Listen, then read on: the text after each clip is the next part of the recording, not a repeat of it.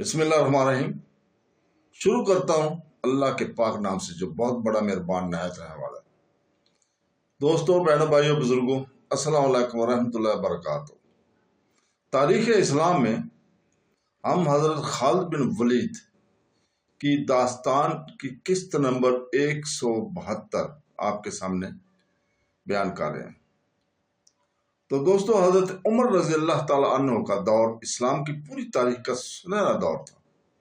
یہ وہ زمانہ ہے جب مسلمان پوری طرح متحد تھے اور ان کی افواج روم اور ایران کے خلاف فتح پر فتح حاصل کی جا رہی تھی۔ بلوچستان سے لے کر مصر تک علاقہ اسی دور میں فتح ہوا تھا۔ صحابہ کرام نے ان علاقوں کے عام لوگوں کو کیسر و کسرا کی غلامی سے نکال کر انہیں مذہبی اور دنیاوی امور میں آزادی عطا کی اور ایک نیا نظام معاشرت ترتیب دیا تھا۔ اس دور میں صحابہ کرام کے درمیان کوئی قابل ذکر اختلافات نہیں ہوئے۔ اسی وجہ سے اس دور سے متعلق تاریخی سوالات بھی بہت کم ہیں۔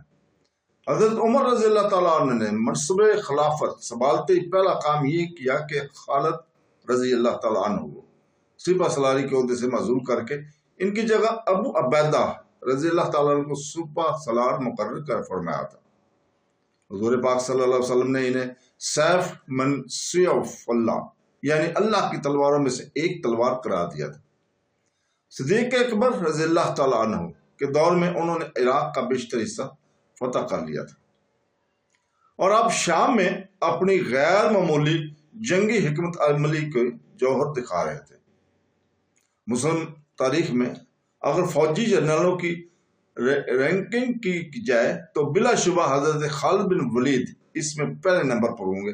تاریخ کے ایک طالب علم کے ذہن میں یہ سوال پیدا ہوتا ہے کہ عمر رضی اللہ تعالیٰ نے انہیں معزول کیوں کیا تھا جبکہ حضرت خالد بن ولید کی کارکردگی غیر معمولی تھی۔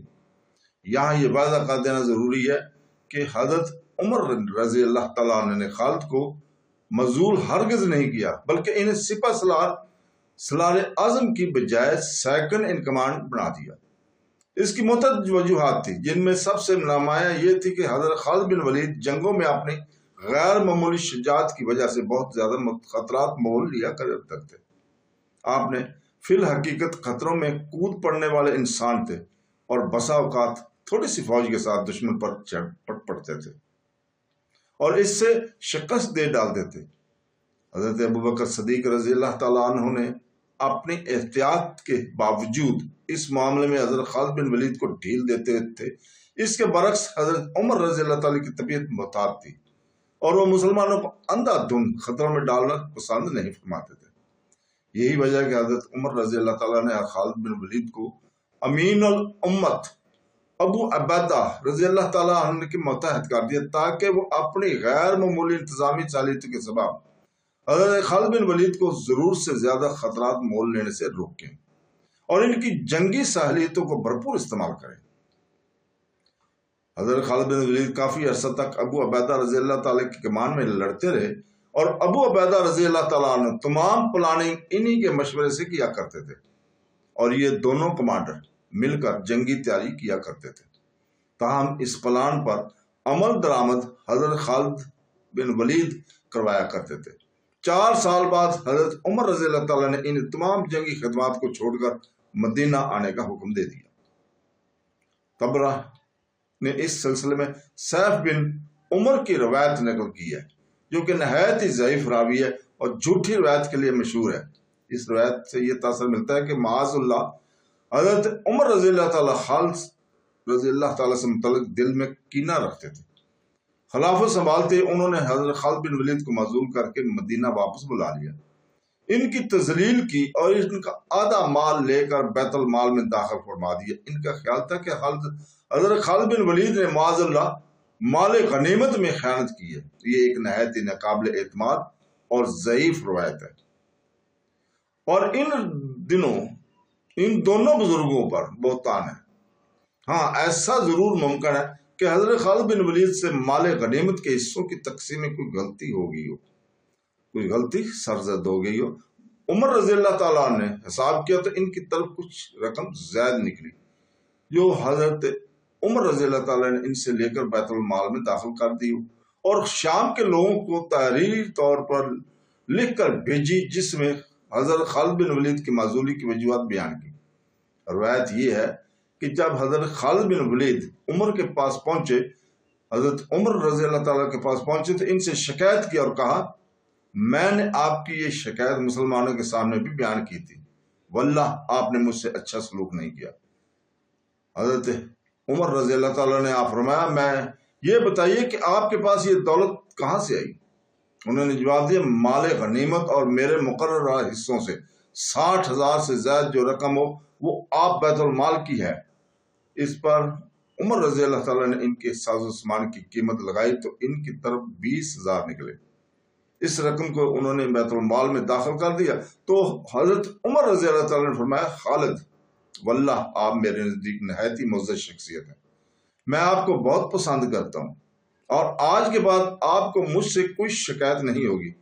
عدی بن سہیل کی روایت ہے کہ عمر رضی اللہ تعالیٰ نے تمام شہر والوں کو لکھ کر بھیجا، میں نے حضرت خالد بن ولید کو ناراضگی یا بددیانتی کی وجہ سے معزول نہیں کیا، بلکہ اس کی وجہ یہ تھی کہ مسلمان ان سے محبت کرنے لگے ہیں، اس لیے مجھے اندیشہ ہوا کہ وہ ان پر بے حد بھروسہ اور اعتماد نہ کریں اور کسی دھوکے میں مبتلا نہ ہو جائیں، اس لیے میں نے چاہا کہ انہیں حقیقت معلوم ہو جائے کہ در حقیقت اللہ تعالیٰ ہی کارساز ہے، اس لیے انہیں کسی فتنے میں مبتلا نہیں ہونے چاہیے۔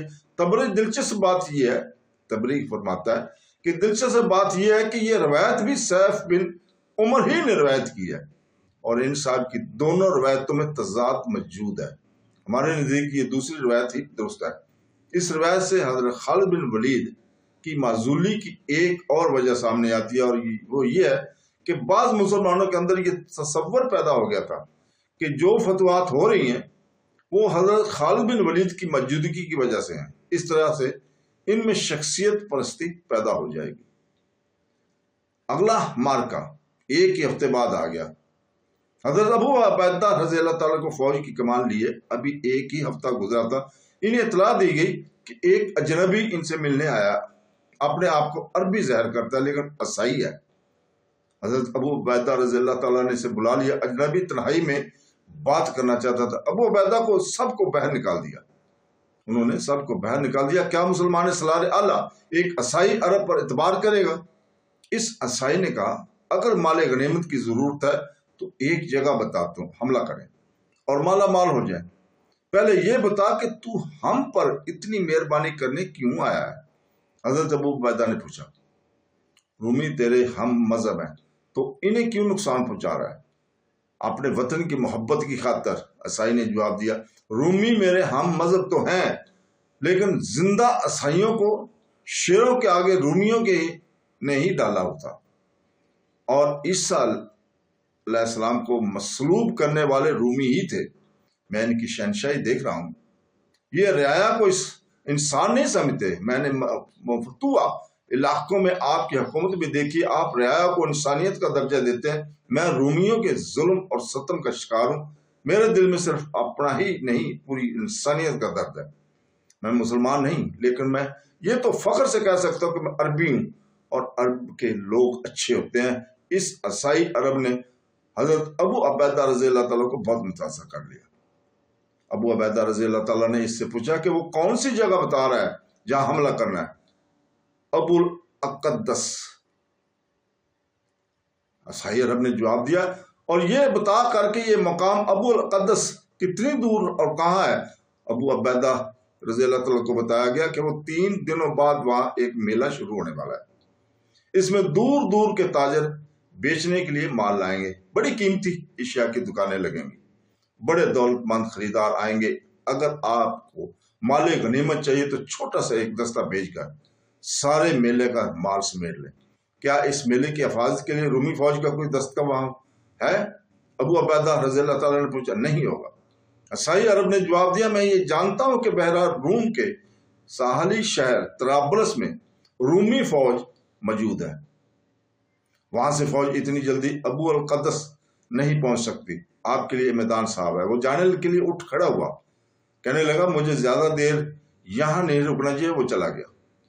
ابو عبیدہ رضی اللہ تعالیٰ عنہ نے اس میلے کو موٹا اور آسان شکار سمجھا۔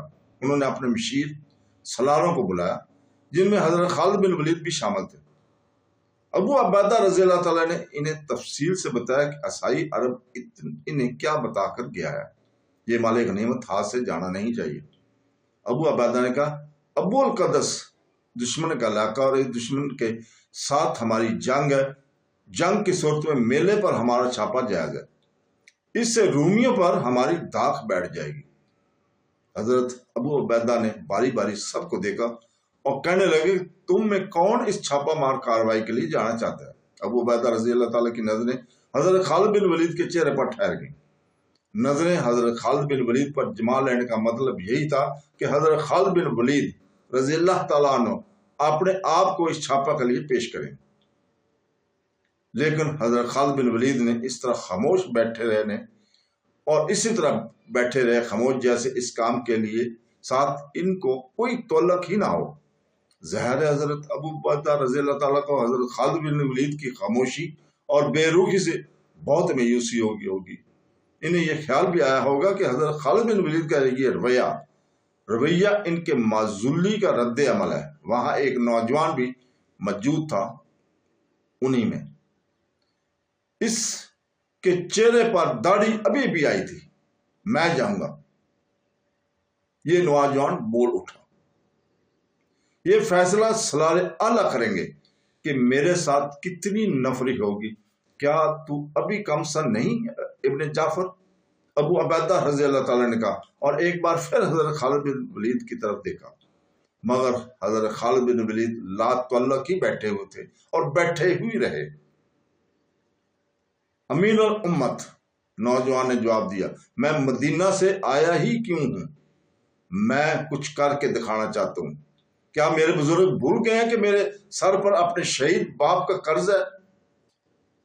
تو دوستو ہم یہیں پہ رکتے ہیں، اگلی قسط میں انشاءاللہ تعالی ہم یہیں سے شروع کریں گے۔ اللہ حافظ۔